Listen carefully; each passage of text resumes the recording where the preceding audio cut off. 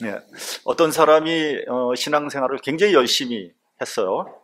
하나님께서 그 사람을 보고 기뻐하셨습니다. 그래서 그 사람에게 복을 주기로 그렇게 결정을 했습니다.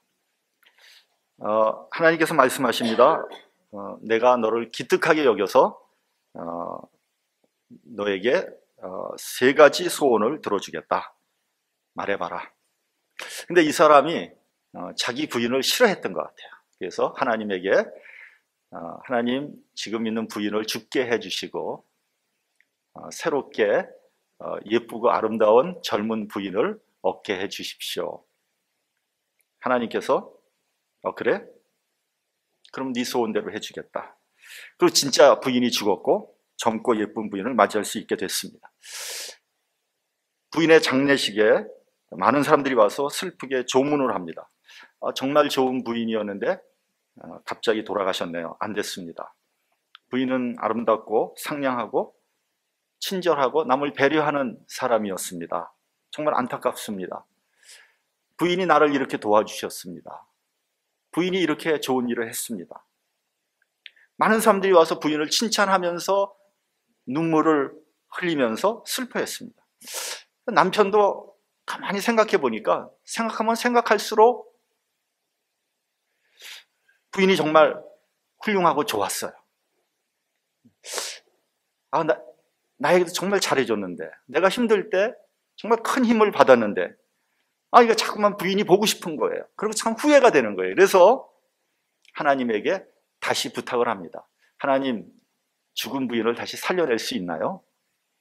하나님께서 그럼 뭐 이렇게 어렵겠냐? 내가 조물주인데 내가 살려주겠다. 살려줬어요. 두 가지 소원이 날아가 버렸잖아요. 나머지 한 가지밖에 안 남았어요. 이 한 가지 소원은 정말 결정적인 것을 하나님한테 부탁을 해서 정말 좋은 것을 얻어야 돼요. 생각하고 고민했어요. 근데 선택할 수가 없는 거예요. 왜냐면 소원이 너무 많은 거예요. 그래서 하나님에게 다시 물어봅니다. 하나님, 내가 정말 소원이 너무 많은데 그 중에 하나를 선택해야 되는데 선택할 수가 없습니다. 하나님께서 골라주시겠어요? 하나님이 그거야 뭐 어려울 거 하나도 없지. 내가 정말 너에게 정말 필요한 것을 하나 골라주겠다. 그게 뭐냐 하면은 지금 받은 것에 감사하고 만족하면서 살아라. 그것이 네가 진짜 필요한 것이다. 이 남편은 그 말씀을 듣고 그 후부터 감사하면서 행복하게 살았다는 겁니다. 여러분, 우리 기독교인들이 많이 쓰는 단어 중에 시험이라는 단어가 있습니다. 시험. 여러분, 시험이 뭡니까?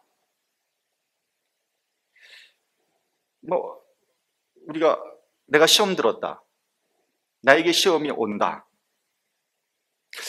근데 그 시험의 뜻과 용례가 때에 따라서 많이 달라집니다. 예를 한번 들어보겠습니다. 내가 병들었어요. 여러분, 이것이 시험입니까? 축복입니까? 병들었는데 축복까지 될 수 있겠습니까? 내가 사업을 하다가 망해버렸어요. 여러분, 이것은 시험입니까? 축복입니까? 자, 이제 그래서 한번 구체적으로 예를 한번 들어보겠어요. 어떤 사람이 사업을 하는데 너무 잘 되는 거예요. 그럼 보통 사람들이 뭐라 그럽니까? 하나님께서 축복해 주셔서 사업 너무 잘 됩니다. 감사합니다. 그럴 거 아니에요? 근데 사업이 너무 잘 되니까 시간이 없는 거예요.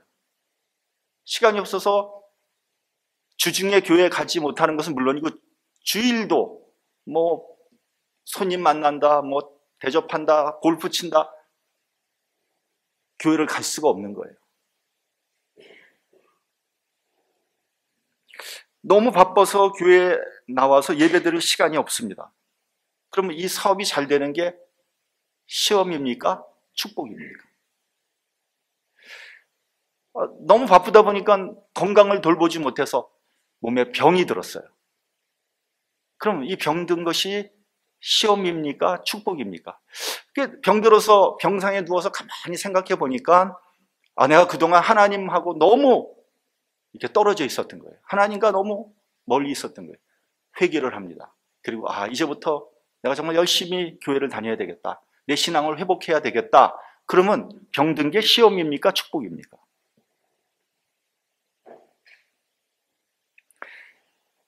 여러분, 이 경우에는 사업이 너무 잘 된 것은 축복이 아니라 시험이죠. 또 반대로 병든 것은 시험이 아니라 축복입니다. 헷갈리는 경우죠. 여러분, 이와 비슷한 경우가 요한복음에 나옵니다. 요한복음에 보면 주님의 사랑하는 나사로가 병들어 죽어버렸어요. 나사로는 물론이고 그 나사로 가족은 굉장히 큰 시험에 봉착한 거예요. 사람이 죽었는데 얼마나 고통스럽겠습니까?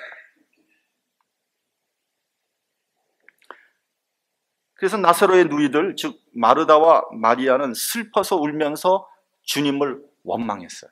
뭐라 그랬냐면, 주님께서 조금만 일찍 오셨더라면 나사로가 죽지 않았을 텐데. 야속하다는 거죠. 근데 거기에 대해서 예수님이 뭐라고 했습니까?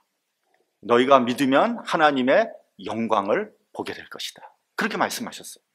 그리고 무덤으로 갔습니다. 죽은 지 나흘이 되어서 썩은 냄새가 나는 나사로를 살려내셨습니다. 그러니까 얼마나 기쁘겠습니까? 정말 축복이고 하나님께 영광이죠. 그러니까 여러분, 우리가 시험이라고 생각한 것이 나중에 알고 보니까 축복이 되기도 하고요. 축복이라고 생각한 것이 나중에 알고 보니까 시험이 될 수도 있다, 이런 얘기입니다. 그렇기 때문에 여러분, 우리는 지금 시험이라는 개념에 대해서 다시 한번 좀 정리를 해볼 필요가 있다. 첫째, 우리는 실패와 고난을 시험이라고 생각합니다. 내 뜻대로 잘 되지 않았을 때 우리는 그것을 시험이라고 말하죠. 그런데 그렇지 않은 경우들이 상당히 많습니다. 알고 보면요, 아까 말씀드린 것처럼 병들었을 때보다 건강했을 때가 훨씬 더 위험합니다. 실패했을 때보다 성공했을 때가 훨씬 더 위험합니다. 또 승진하지 못했을 때보다 승진하고 출세할 때가 훨씬 더 위험합니다. 그럴 때 시험에 들 가능성이 더 많은 겁니다. 그래서 여러분, 우리는 이렇게 풍요로워지고 형통하면 그것을 축복이라고 생각하거든요. 그런데 어떤 때는 그것이 더 큰 시험으로 온다는 사실을 알아야 돼요. 그래서 잘 살면 잘 살수록 사실은 하나님으로부터 점점 더 멀어진다는 사실입니다. 유럽이나 미국, 우리가 사는 미국 선진국을 가보면 정말 풍요롭게 살죠. 미국 땅은 이렇게 우리가 여행을 해보면 정말 이 땅은 복받은 땅이다, 그렇게 생각이 듭니다. 그런데 교회는 점점 어려워집니다. 사람들은 점점 교회를 떠납니다. 교회가 텅텅 비어갑니다. 특히 젊은이들은 교회로 나오는 것이 아니라 세상으로 나갑니다. 독일과 같은 경우에는요, 전체 국민의 3% 정도만이 주일날 교회에 나온다는 거예요. 그것도 거의 다 노인들이랍니다. 한국도 이와 비슷한 모습으로 가고 있습니다. 여러분, 우리가 못 살 때 얼마나 열심히 신앙생활을 했습니까? 정말 여러분, 우리가 못 살 때, 그러니까 좀 옛날에 못 살았지, 이제 그런 생각 하잖아요. 근데 제가 사진을 봤거든요. 사진 1950년대 말 청계천. 이야, 사람 사는 게 아니다. 완전히 계집도 그런 계집이 없어요. 거기서 사람들이 사는 거예요. 그 지저분하고 그 더럽고, 야, 우리가 옛날에 그런 데서 살았다는 거죠.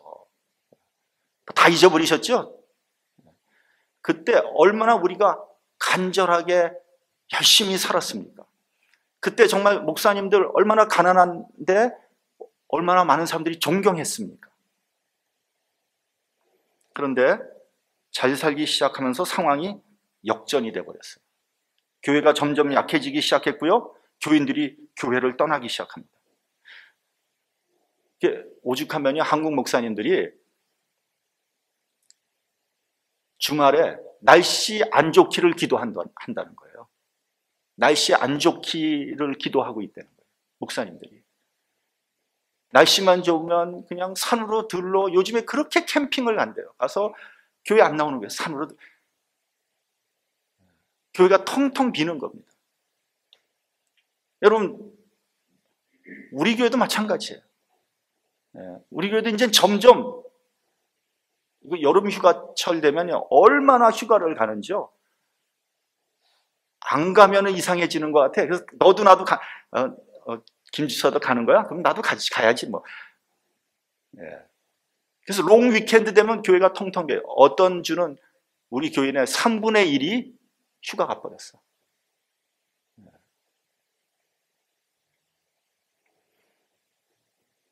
요즘 다들 먹고 살기 힘들다고 하는데 괜찮은 모양이에요. 먹고 살만한 것 같아요. 그렇게 휴가 가는 거 보니까.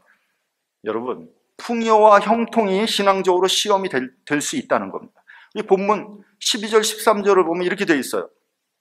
너희가 가나안 땅에 정착하게 되면 네가 먹어서 배불리고 아름다운 집을 짓고 거하게 되며 내 우양이 번성하며 내 은금이 증식되며 내 소유가 다 풍부하게 될 때에, 여러분 이게 무슨 말입니까? 다시 말하면 내가 풍요로워지고 형통하게 될 때에 무슨 일이 일어나냐 하면은, 우리 본문 14절 같이 봉독하겠습니다. 본문 14절. 자, 시작. 두렵건대 내 마음이 교만하여 내 하나님 여호와를 잊어버릴까 하노라. 여호와는 너를 애굽 땅 종 되었던 집에서 이끌어내시고. 교만해져서 하나님을 잊어버리게 될 것이다 라고 경고하고 있는 겁니다. 여러분, 잘 살고 형통해지면 왜 시험이 됩니까? 교만해진다는 거예요. 가난하게 살 때는 겸손하고 친절했던 사람인데 부자가 되면서 교만해지는 거예요. 안하무인입니다. 여러분, 우리 주변에 그런 사람들 종종 보입니다. 엄청나게 교만해요. 저 사람 교만할 이유가 하나도 없는데 알고 보니까 부자야. 근데 그런 사람 보면 어떤 생각 드냐면요, 저 사람은 좀 가난하게 사는 게 오히려 낫겠다 싶어요. 또 어떤 사람은 좀 배웠어. 그래도 한국에서 좋은 대학 나왔어. 얼마나 거들먹거리는지 말로 다 할 수 없습니다. 차라리 공부를 좀 안 하고 겸손한 게 낫겠다, 그런 생각이 듭니다. 일전에 어느 분하고 대화를 하는데 이런 얘기가 나왔습니다. 얼마 전에 우리 한인사회 한인회장 선거 끝났잖아요. 그래서 최초로 여성분이 한인회장이 됐습니다. 여성분이니까 겸손하게 잘 하겠죠. 그러리라고 믿습니다. 근데 그 전 어떤 한인회장은 이런 사람이 있었습니다. 그러니까 회장 되기 전에는 이 사람이 굉장히 친절하고 겸손하고 너무 상냥한 사람이에요. 그래서 사람들이 참 괜찮은 사람이다 이렇게 생각을 했는데, 딱 회장이 되면서 이 사람의 태도가 180도 바뀌는 거예요. 고개가 완전히 뻣뻣해져가지고 숙이질 않아. 그리고 말을 해도 대충 반말해. 대충 이렇게 그냥 나이 고하고 없어요. 대충 이렇게 하대하는 거 있죠. 그랬어?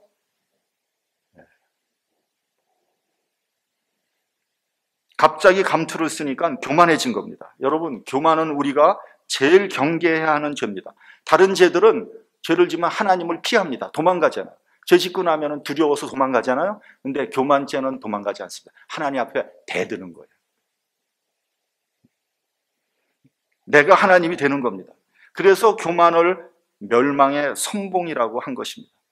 똑똑하고 성공한 사람, 출세한 사람들의 대부분 교만 때문에 영적으로 타락하고요, 멸망의 길을 가게 되는 겁니다.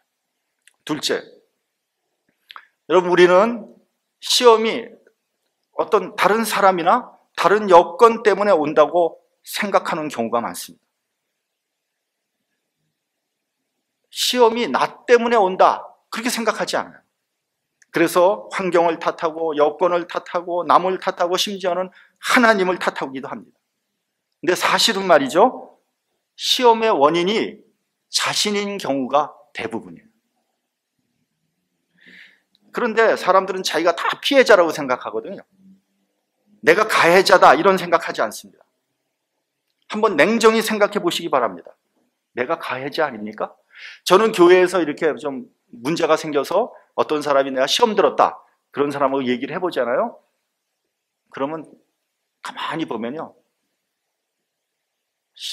그러니까 시험을 줬다고 하는 사람하고 시험을 받았다는 사람하고 거의 비슷비슷해. 제가 보면 여기서 한마디 하면 저도 한마디 한 거야. 그리고 저는 시험 들었다는 거예요. 심지어는 자기가 시험 줘놓고 자기가 시험 들었다는 사람도 있어요. 그러니까 전부 다 어떤 생각은 자기가 피해자라는 생각을 하고 있는 거예요. 여러분, 나 때문에 다른 사람이 시험에 드는 거 아닙니까? 여러분, 부부 사이에도 그런 것 같아요. 이제 어떻게 생각하냐면, 내가 부인을 잘못 만나서, 내가 남편을 잘못 만나서 내가 지금 이 모양 이 꼴로 살아가고 있다. 근데 진짜입니까?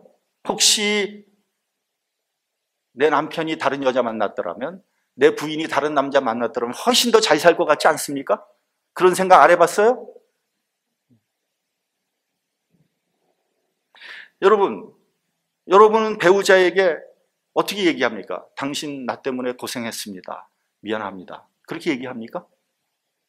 아휴, 내가 너 만나서 내가 지금 이렇게 살잖아. 그렇게 얘기합니까? 네? 대부분이 어떤 생각 갖고 있냐면, 내가 저 인간 안 만났으면 그때 그 여자를 내가 잡았어야 되는데, 아니면 그때 내가 그 남자를 나를 쫓아다녔는데, 내가 참 바보처럼. 그렇게 생각하는 거 아닙니까? 여러분, 혹시 옆에 부인이 있거나 남편이 있으면, 미안하는데 당신 나 때문에 고생했습니다. 한번 해보세요. 한 번도 안 해봤죠? 한번 해보시라니까? 눈만 멀뚱멀뚱 뜨고 계시네?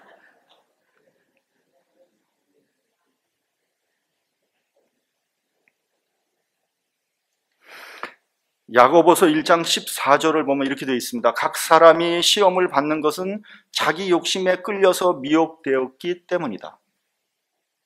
내가 시험을 받는 것은 내 욕심에 끌려서 미혹되었기 때문이다. 그렇기 때문에 여러분, 문제는 나 자신입니다. 내가 욕심에 끌려서 미혹된 것이지 환경이나 여건이나 남 때문이 아니라는 거예요. 자, 아담과 하와가 뱀에게 미혹돼서 선악과 먹었잖아요. 하나님이 물어봅니다. 하와에게, 너 왜 선악과 먹었니? 하와가 뭐라고 대답했어요? 저 뱀이란 게 나를 꼬여서 선악과 먹었습니다. 그렇게 책임을 뱀에게 전가하면 죄가 면할 것 같습니까? 어림도 없는 하나님 앞에서, 진짜 무슨 번데기 앞에서 주름을 잡아야지. 아니, 하나님 앞에서 책임 전가한다고 책임이 성경에 뭐라고 되어 있습니까? 보암직도 하고 먹음직도 해서 따먹었잖아요. 자기가 먹고 싶어서 먹은 거지, 사실은. 그래서 하나님께서 이렇게 선고하십니다. 너는 잉태하는 고통을 크게 더하게 될 것이다. 이번에는 아담에게 한번 물어봅니다. 아담아, 너는 왜 선악과 따먹었니? 아담은 한술 더 뜨죠. 뭐라 그러면, 하나님께서 주신 저 여자가 선악과 실과를 줘서 먹었습니다. 그러니까 다시 말하면 하나님하고 자기 부인하고 동시에 엮어서 고소한 거예요.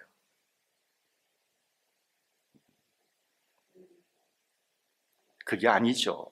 결국 자기 욕심에 미혹이 되어서 선악과 먹은 거예요. 책임이 나에게 있는 거지 내가 피해자가 아니란 말이에요. 그래서 하나님은 아담에게 그 책임을 묻습니다. 네가 얼굴에 땀을 흘려야 식물을 먹고 너는 흙이니 흙으로 돌아갈 것이다. 무슨 말입니까? 고난과 죽음을 선고한 거예요. 시험은 환경이나 여건 때문에 오는 것이 아닙니다. 다른 사람 때문에 내가 시험 받는 거 아니에요.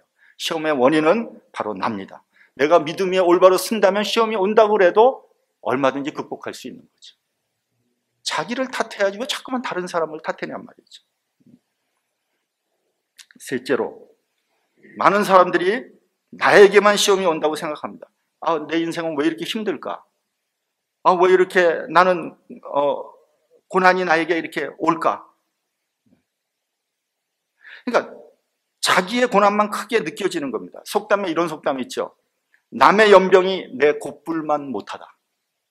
그렇죠? 남은 연병 걸려서 중내산에 하는데 자기는 감기 걸렸다고 자기 감기가 더 크게 느껴지는 게 인간의 심리입니다. 저도 한때 그렇게 생각한 적이 있어요. 내 인생은 왜 이렇게 힘이 들까? 왜 이렇게 살아가는 게 이렇게 힘들까? 내가 하는 목회는 왜 이렇게 힘들까? 그런 생각을 전에는 많이 했어요. 되게 힘들다.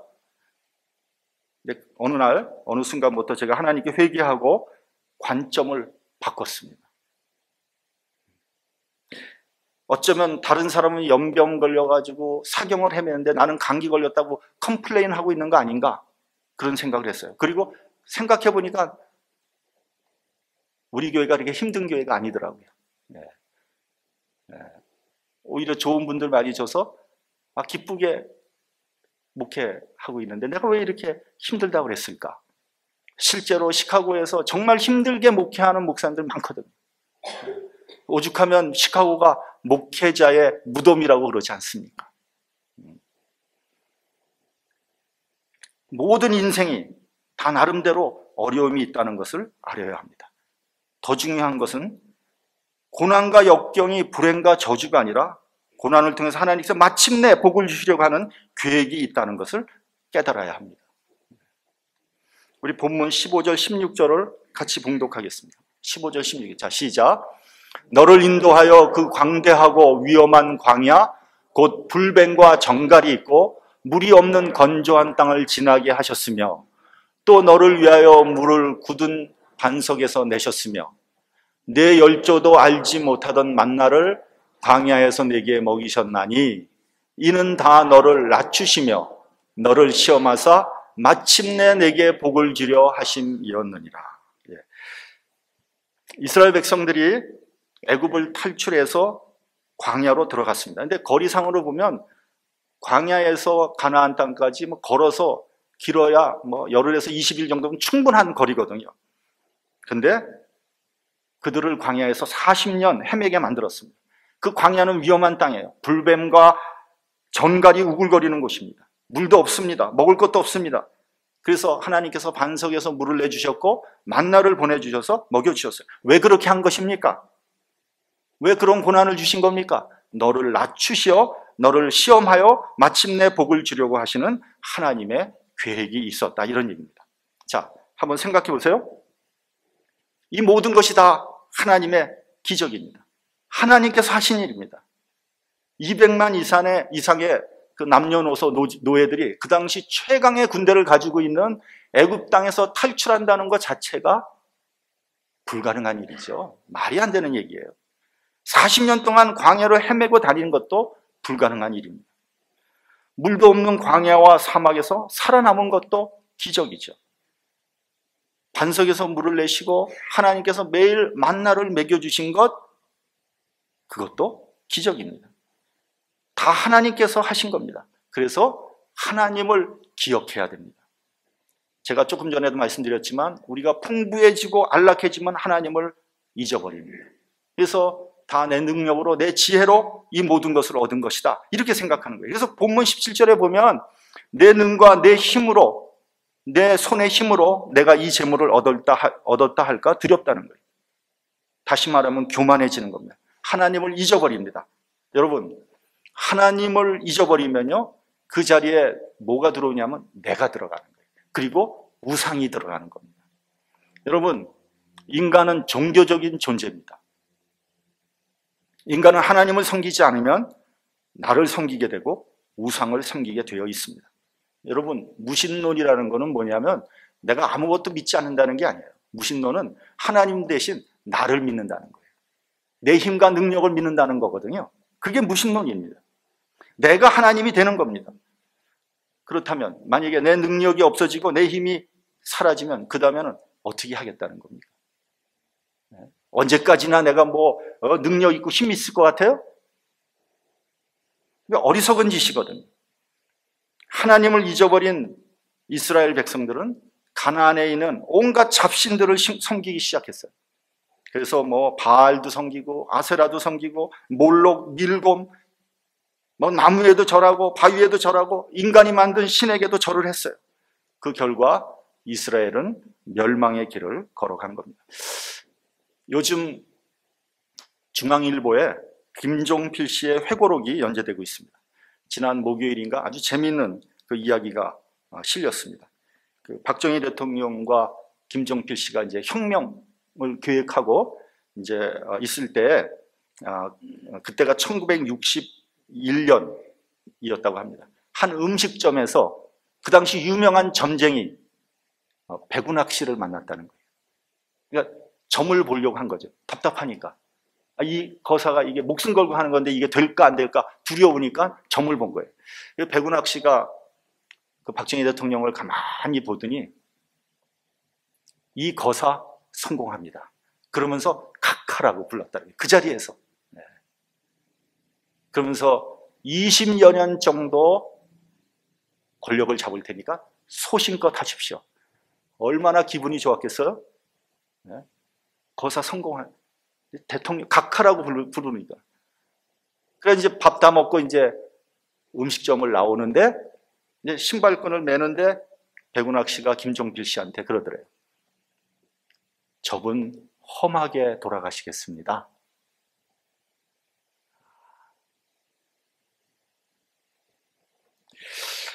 기막히게 맞췄죠? 소름 끼치는 예언입니다. 저는 그 글을 보면서 점쟁이들도 영적으로 이렇게 열린 사람이 있으니까 참 잘 맞추는구나. 그래서 어떤 생각이 드냐면, 만약에 그 박 대통령이 예수를 믿었다면 그는 아마 그 불행한 운명을 극복하고 아마 지금쯤 대한민국의 국부가 되었을 텐데 하는 생각이 들었어요. 여러분, 점쟁이는 운명을 맞추지만 예수를 믿으면 운명을 바꾸게 된다는 거 아십니까? 반석에서 물을 주시고 또 만나를 주셨어요. 왜 주셨습니까? 아니, 반석에서 물을 주시고 만나를 주셨어요. 왜 주셨어요? 너를 낮추시고 너를 시험하사 마침내 복을 주려고 하십니다. 출애굽기를 보면 만나를 매일 주시죠, 매일. 그래서 매일 먹을 만큼 만나를 걷어들이는 거예요. 어떤 사람은 욕심이 나니까 더 걷어들였죠. 그리고 갖고 있다가 다음날 먹으려고 보니까 썩어서 냄새가 나는 거예요. 그리고 또 6일째 되는 날은 2배로 걷어들일 수가 있어요. 안식일을 준비하는 거예요. 근데 그렇게 많이 걷어들인 것은 그 다음날 썩지 않아요. 먹을 수 있어요. 기가 막힌 말씀이에요. 여러분, 하나님께서 왜 한 달치, 1년치를 한꺼번에 주시지 왜 매일매일 주셨을까? 너를 낮추시기 위해서. 매일매일 오직 하나님의 은혜와 축복으로 살아가는 것을 알려주신 거예요. 그러므로 여러분, 너무 욕심부리면서 재물 모으려고 하지 마세요. 그 재물이 나의 영혼을 타락하게 만든다는 사실을 알아야 됩니다. 그리고 제발 주일날까지 일하지 마세요. 주일날에는 하나님 앞에 나와서 찬양과 경배를 드리십시오. 6일만 일해도요, 먹고 살 수 있도록 충분하게 하나님께서 공급해 주십니다. 여러분, 비즈니스 해보신 분들, 토요일날은 평일에 2배 이상 되잖아요, 장사. 공급해 주신다니까. 그게 하나님의 뜻입니다. 우리가 주기도문에서 일용할 양식을 주옵시고라고 기도합니다. 일용할 양식을 주시는 하나님께 감사하시기 바랍니다. 내일도 또 그런 양식을 주실 하나님께 감사하시기 바랍니다. 매일매일 은혜에 감사하는 사람, 그 사람에게 마침내 하나님께서 축복해 주시는 겁니다.